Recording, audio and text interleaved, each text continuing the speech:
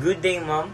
We are the Group 6 and our topic is all about the ethics of undercover operations. So, ang undercover operations ko no is importante sa law enforcement o intelligence gathering. So, nagpresent sab kini nga importante sab sa ethical dilemmas nga nag-report sab ug nag-examine sa mga inherent tension o deception sa truth and justice within such mga operations nga nag-explore sa mga challenges para ma-build ang trust bitaw nila o ma-maintain sa mga undercover identity nga nag-analyze sa mga case studies nga nag-illustrate sa boot para ma-successful ang mga field missions. In these slides is all about when we say undercover, it means that we need to hide our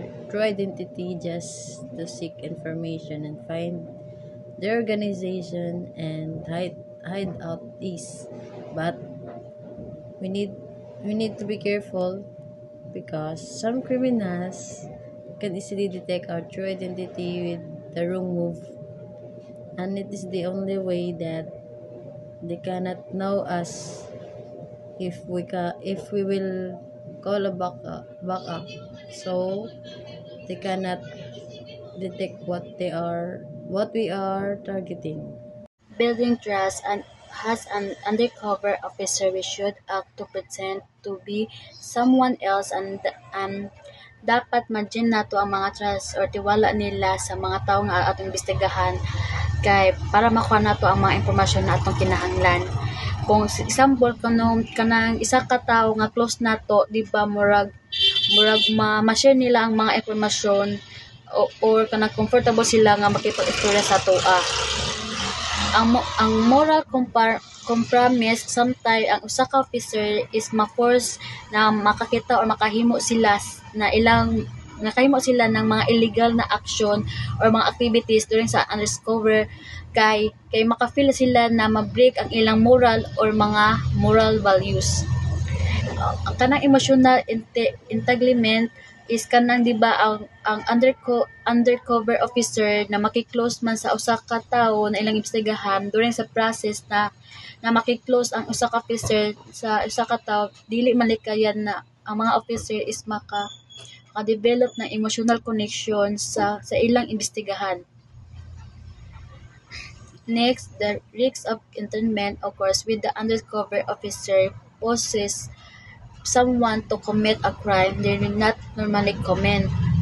It is an ethical issue because the officer should be not encourage illegal action, not rules in the investigate, and other the information not to create a crime. Case studies, success and failure. Success mission, the infiltration of a major drug cartel by an undercover agent, leading to numerous arrests and the dismantling of the organization. Exemplif is a successful operation. While deception was employed, it was proportionate to the threat posed by the cartel and the resulting positive impact on public safety arguably justify the method used. However, even in success cases, the long-term psychological impact on the undercover officer must be considered. Case studies, success and failure. Example, the key takeaway is that Lloyd undercover operation can lead to serve miscarriage of justice to prevent this rigorous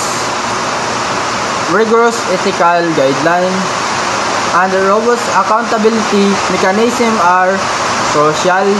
Example, the case studies emphasize the oversight in law enforcement and intelligence operation.